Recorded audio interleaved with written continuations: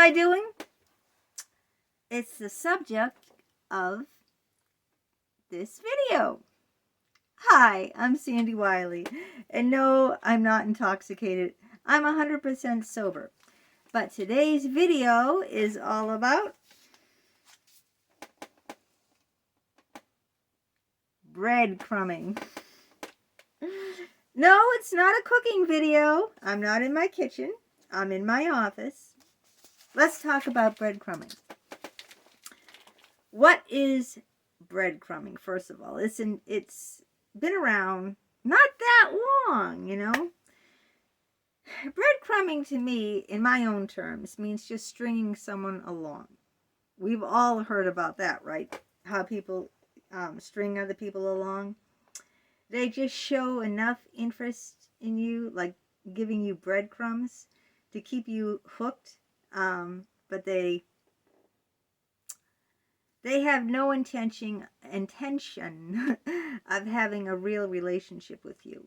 They give you little snidbits. That's the word, snidbits, like breadcrumbs of their time. Think of it like breadcrumbs. Think about, you have this big loaf of bread. This sure is not lying flat.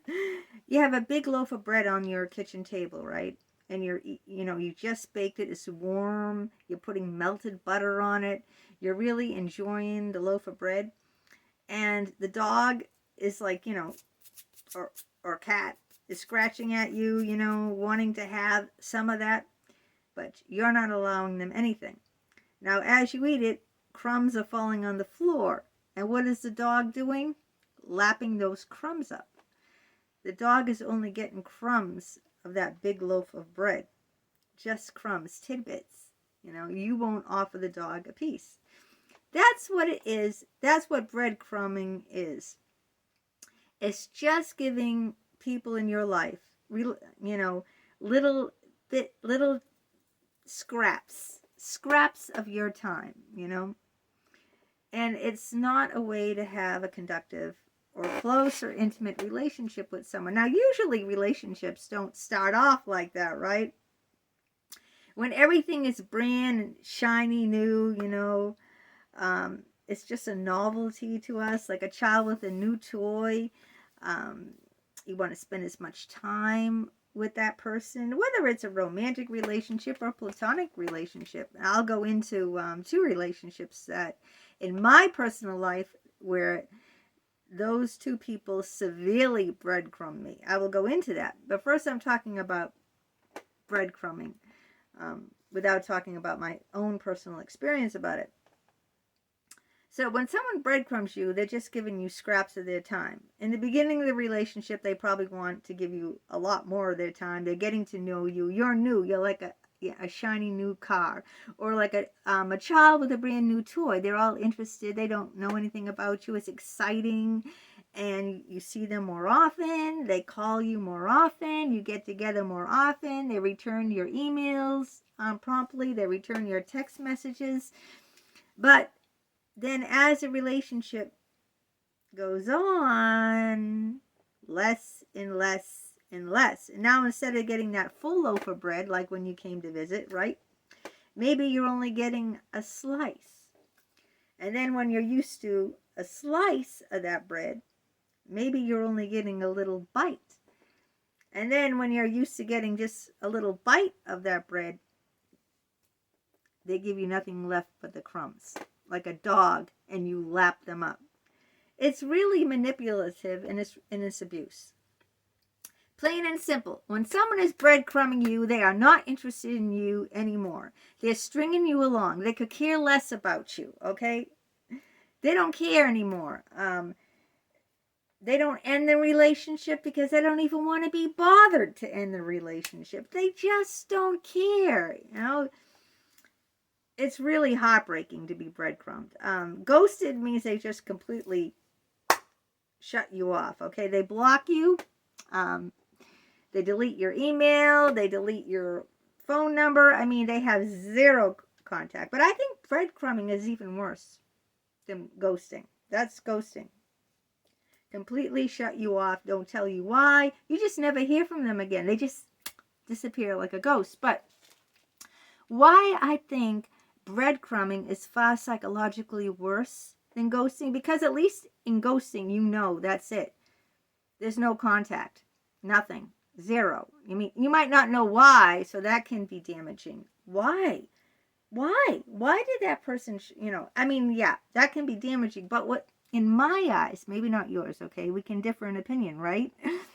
In my eyes, why ghosting is worse psychologically is because you're like a dog, just lapping up the little bit of crumbs they give you. Wouldn't that make you feel so like inferior and like just horrible to like, they just, they string you along, they give you little snippets of their time and you're lapping it up. That's what breadcrumbing is. They don't care about you, but any little bit of, oh wow, he called. He hasn't called in weeks. I'm so excited. Yay, You're acting like a fool, And you go on and you're being abused. When someone ghosts you, that's it. It's done. They're gone, okay? You can no longer be a fool in that relationship because it's over. It is over. They're gone. Poof. But when someone breadcrumbs you, it's not over. They're still manipulating you. They're still playing games, and you're lapping up any little bit of crumbs that they give you, which I think is worse. Isn't that going to kill your self-esteem? If someone ghosts you, you can be curious and you can wonder, like, what happened? What did I do? Why is this over? But when you're breadcrumbed, that affects your self-esteem. How can it not? You're taking their scraps, So the two people that breadcrumbed me was one of my psychologists, Dr. Richard Geist, the Harvard one. Also the Yale one breadcrumbed me too.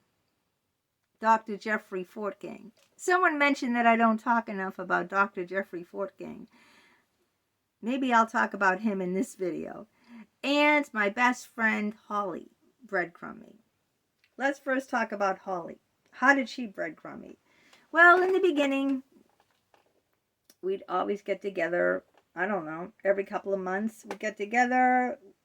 I'd go over her house for dinner. She'd come over my house. She'd go to my son's birthday party. I was invited to both of her sons. My son was invited to both of her sons' birthday parties, and I went over, we spent holidays, Christmas Eve over her house. She spent Christmas over my house. And then we talk on the phone and everything, and then I saw her less and less. It's so gradual, breadcrumbing, less and less and less. And I try to call her and say, hey, why don't we make plans? Oh, sure, and then we made plans, and she'd call me the last minute and say, oh, you know what? I'm sorry. Something came up. I forgot I have to drive my son to therapy. Okay, no problem. Let's make plans for another time. Sure, of course. We definitely. Then when I call and make plans the next time, we'd have plans. Get a call the last minute. Oh, something else came up, So she'd be stringing me along, and we're still friends, right? I'd see her posts on Facebook. She'd see my post. She'd like my post. You know how it goes. So it looked, sometimes she'd leave a comment on my post. It looked like we're still friends, but we'd never talk on the phone. Gee, over a year went by. I haven't seen her. We made plans, but what happened to those plans? And little and less and less. Sometimes it's so gradual you don't even know what's happening, because it's so painfully. Yeah, it just, when you look back and you go, Jesus, why wasn't I smart enough to see what she was doing, And then one day it dawned on me, hey, wait a minute. She's not making the time for me. And I ghosted her. I blocked her email, blocked her on Facebook. Just blocked her phone number on my cell and everything else. But, she was the one who breadcrumbed me, and I wasn't going to tolerate that anymore. Now let's talk about Dr. Jeffrey Fortgang from Yale. Watch my old videos, okay? In case you didn't know who Jeffrey Fortgang was, he was also Dr. Richard Geist from Harvard and Dr. Jeffrey Fortgang. Both saw me and Jim, my other psychologist Jim, who I had a 2-year affair with. They saw us both for couples counseling, even though I was married and living home with my husband and my son. Now, how did Dr. Jeffrey Fortgang ghost me?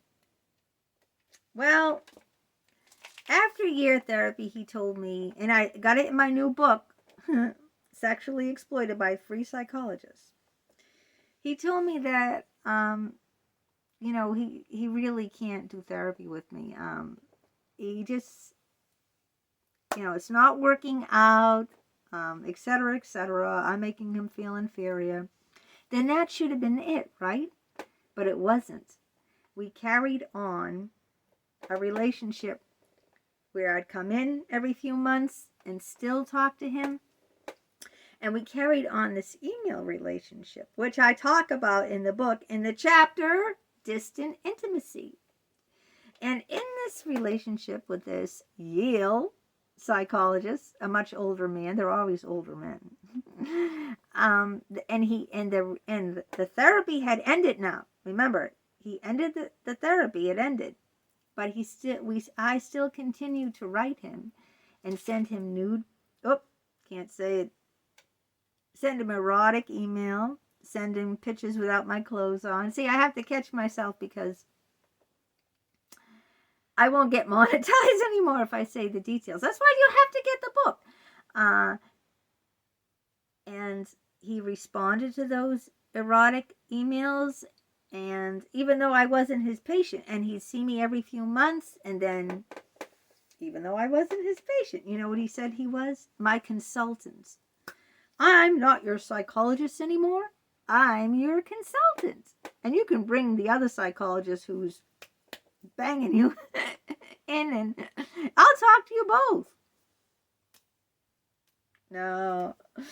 And then he wanted to see me less and less after, you know how the breadcrumbing goes. It's less and less, less emails, less coming in to see him, less until, where'd he go? He's not responding to my emails anymore. What happened? I'm calling him up to see him. I used to see him every few months.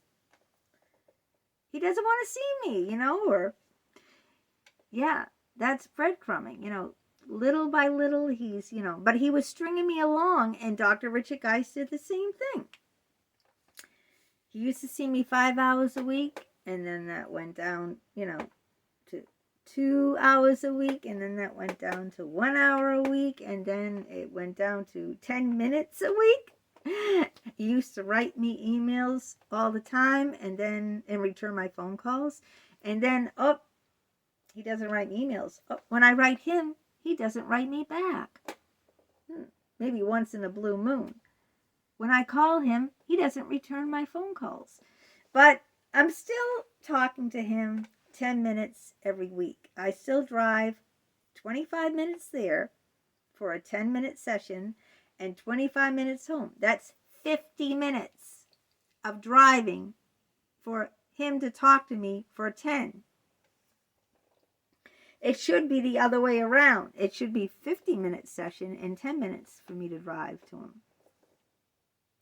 But see, little by little over the years, he was breadcrumbing me, giving me less. Like I said, I had the whole big loaf of bread in the beginning, 5 hours a week, inviting me to his summer home in Maine, calling me 24/7, emailing, to a slice of bread, to then maybe a piece of that slice, to at the end it was just breadcrumbing. It's a horrible psychological manipulative game when someone strings you along like that. Horrible. If you are not interested in maintaining a relationship, then just end it. End it. Even if you ghost the person, I think it's better than stringing someone along. In my eyes, now maybe not your eyes, in my eyes, I think it's much better to just end the relationship, whatever way. It's better to probably give them an email, give them a Dear John letter, give them an email, or whatever way you have to do it. But to make someone believe that there's a relationship there, that there's something there, to make someone believe that when there's nothing there, that you could care less about the person. You don't even care enough to break up with the person. That's how little you care about them. You don't even care at all, There's like this complete apathy, complete 100% apathy, that you don't even acknowledge there's something there to even break up.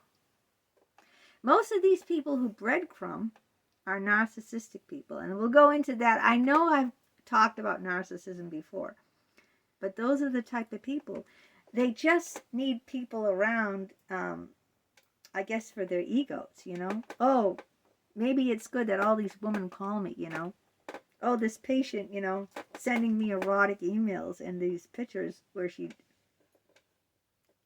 in her birthday suit, only wearing her birthday suit.